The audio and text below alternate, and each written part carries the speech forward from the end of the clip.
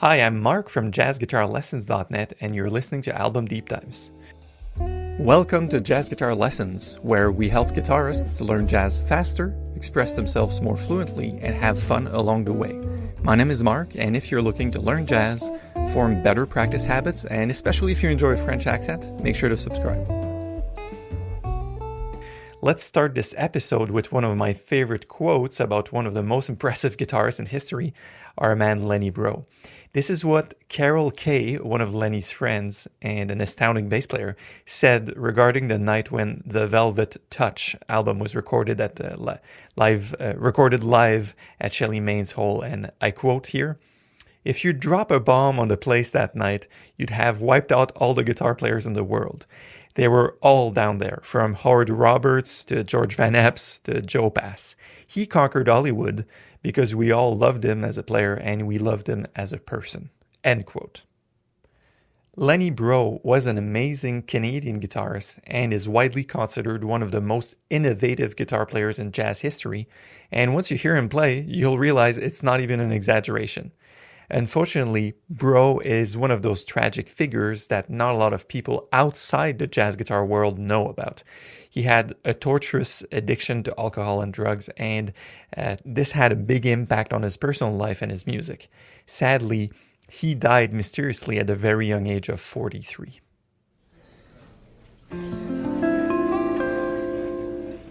Good evening, everyone. We'd like to welcome you to the first set.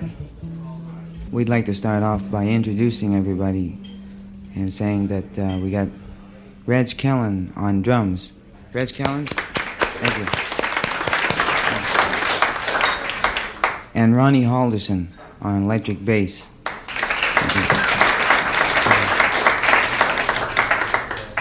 And the first thing we're going to do is we're going to have to tune up. So we're going to do a little tune called the tuning tune.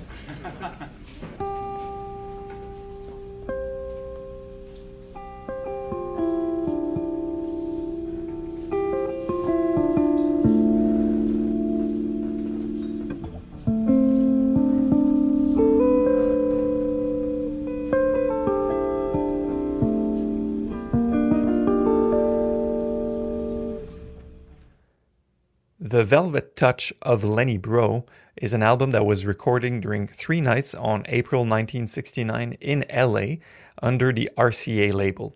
What we just heard is both a simple joke Lenny cracked to break the ice at the beginning of the set and one of the best examples of why he's considered such an innovative guitarist. Throughout his short life, Breau did a lot of explorations on many different genres and techniques and extended the boundaries of what the guitar as an instrument could do.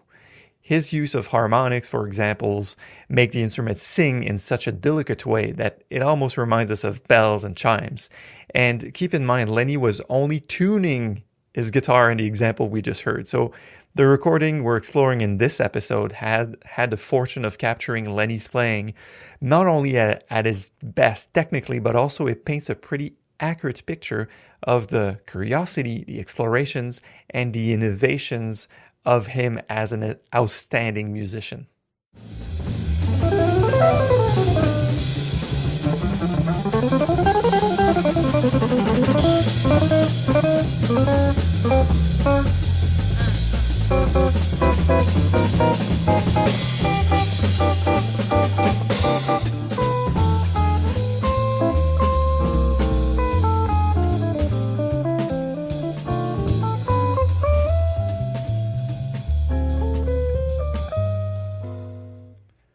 No Greater Love, which is the first tune of the album here, is coincidentally the first tune the trio played on each night of the recording. It is said to have served as a warm-up to get into the musical mood of the night. In this particular version now, we can hear the vast range of emotions that Lenny was capable of transmitting through his instrument.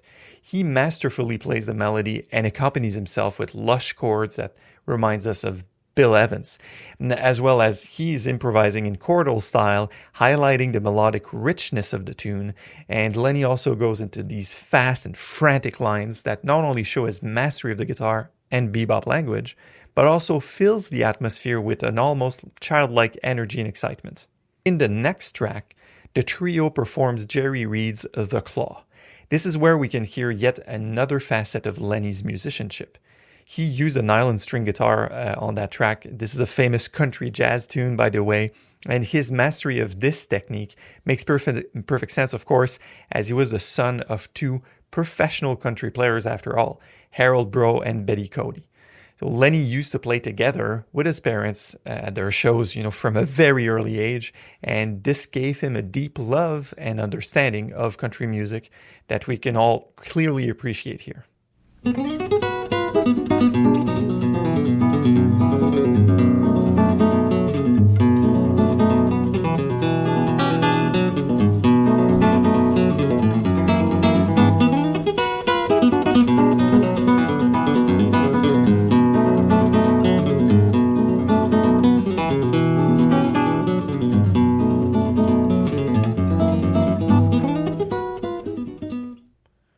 Now, if you thought that country and jazz were the only influences of Lenny, you couldn't be further from the truth. Actually, this next tune is very interesting because it melts together the two worlds into one 12-string guitar. Lenny said that this tune was the result of what he felt when he heard players like Ravi Shankar, by the way, who's the most famous exponent of Indian classical music and a master of the instrument, the sitar. I wonder if we can say sitarist, but in case Ravi Shankar was a huge Lenny Breau influence. So listen here to Lenny making use of these extended techniques like feedback, hitting the body of the guitar. This is all to the effect of producing otherworldly atmosphere that fits perfectly with the tune's intention.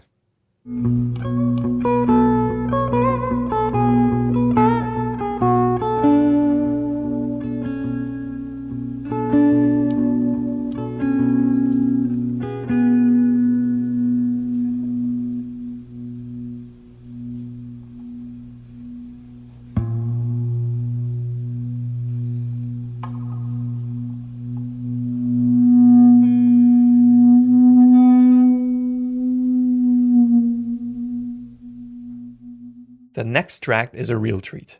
We hear Merle Travis's clever lyrics on this tune called That's All, and we get to hear Lenny singing and scatting. This is particularly interesting when we take into consideration that Lenny once commented that his scatting was inspired by Miles Davis's playing. We can definitely hear that in his minimalistic approach and the use of space in his solo. It's also a treat to hear how well the trio interacts on this track. Listen to both Lenny's use of space while scatting and how the band quickly jumps into the feel change from swing to straight 8 notes at the end of Lenny's solo.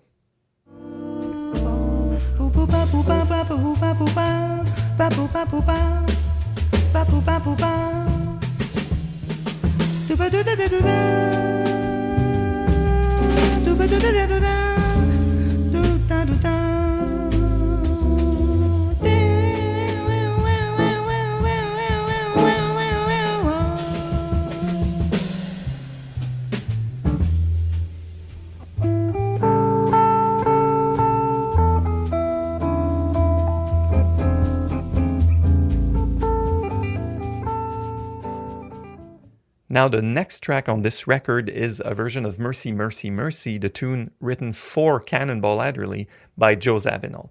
The song starts as it should, with a funky groove that slowly builds up as more instruments come in. And then the tune slowly starts to morph into a very different beast, as one would expect after listening to, the other tracks on this album. Lenny slowly takes the song into a dark, foreign-sounding vamp that evaporates beautifully to culminate with a droning guitar feedback before returning to the head of the song. So the tune is a perfect example of what this entire record is about. It's about stretching the boundaries of what jazz standards can be.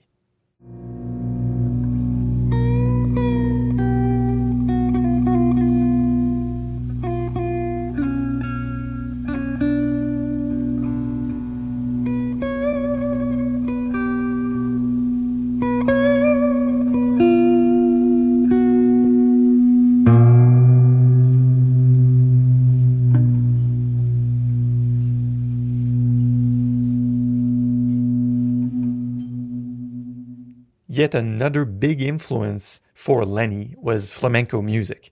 So Span Jazz is the next track. There's a composition by Lenny that blurs a line between jazz and flamenco. It is easy for this kind of tune to feel sometimes disjointed and unfocused, but it's really not the case here.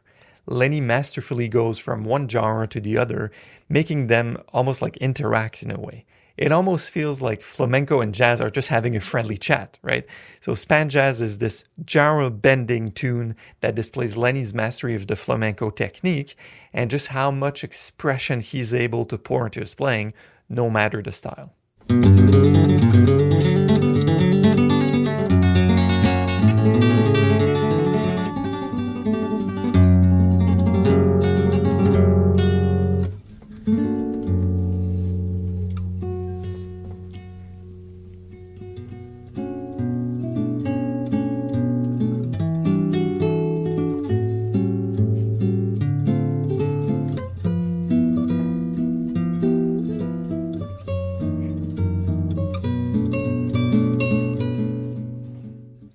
The last two tracks on this album might have been the trio's attempt to please the RCA's producers, the record label. And we don't say this here with any bitterness or to give any less credit to the band, but it is known that Lenny's producer at RCA were really enthusiastic about making him a big star. So in the end, it was their job to make the records play on the radio and sell. So A Taste of Honey by Bobby Scott and Rick Marlowe is a song that was very popular at the time in 1969. It was composed for a Broadway show of the same name. It was an instrumental piece, which, it turned into a big movie production later, and lyrics were added to the tune, and the Beatles, amongst other artists, recorded a version of the song as well. So Lenny plays it in a beautiful way here, displaying his melodic capability on the guitar.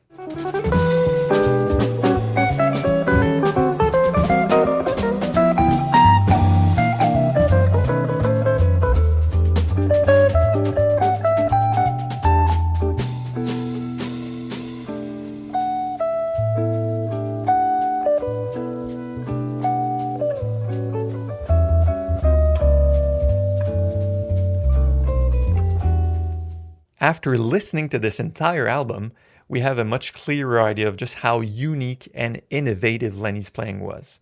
This album paints such a good picture of what Lenny was about because it contains samples of all his main influences blended with his own voice. It is an album that stretches the barrier between genres, and it's a great example of Lenny's musical philosophy and approach. He just loved music, and it didn't matter to him how we chose to classify it. He used to say when he was young that he was really obsessed with being recognized as a jazz player and not like a country or folk player. But at some point, he realized that it didn't matter to him because it was just all music in the end. If you are interested in going deeper into Lenny's world, I would suggest listening to his first major release, which is called Guitar Sounds from Lenny Breau. Although his playing is a bit less organic on that album, it's still a great listen. I would also encourage you to check out the players that were heavily influenced by Lenny. For instance, amazing Canadian legends such as, Ed Bickert, Lorne Lofsky, Reg Schwager, amongst others, were heavily influenced by Lenny and are still taking his legacy to new horizons.